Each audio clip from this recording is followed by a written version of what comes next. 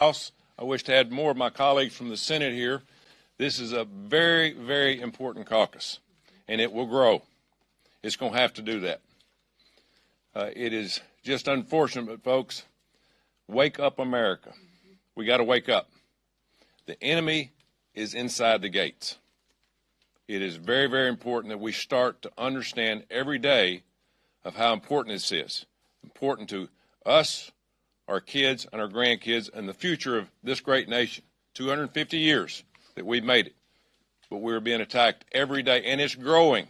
But our side needs to grow also and fight back. There's a silent revolution that's going on in our country. We have to remember that radical Islam is not a religion. It is a political organization run by terrorists. No easy way to put it. Islamic extremism is infiltrating the U.S. and refusing to assimilate.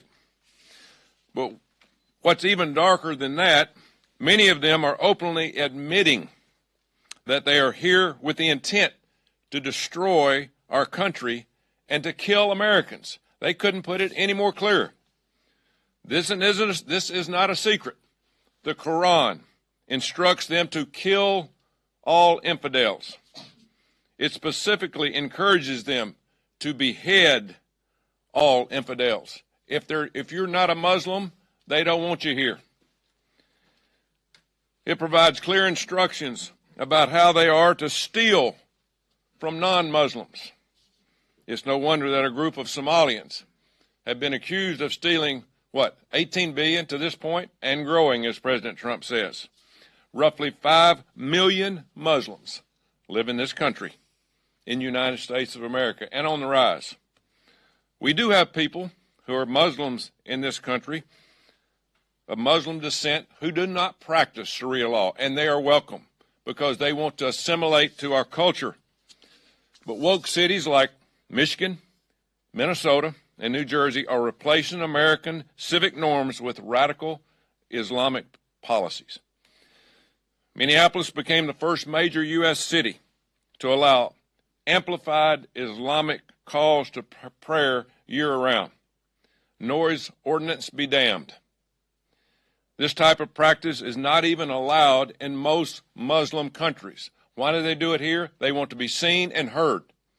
They want to be on television.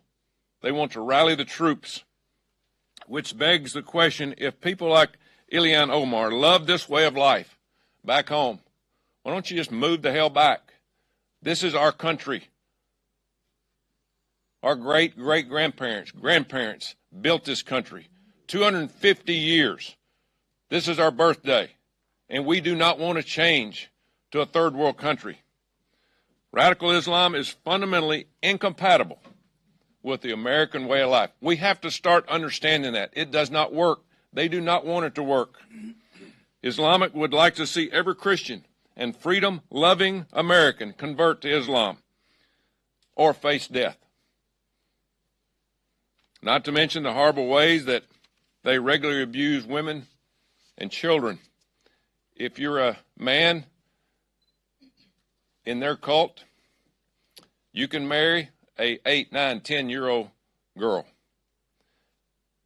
Do we not understand that this does not fit in our culture? Where is the feminists? Where are they at?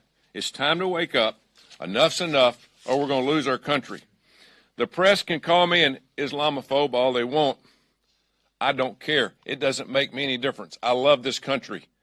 I love what it stands for. I love that it's a Christian nation, and it's going to stay that way. What's happened to our brethren overseas in Europe?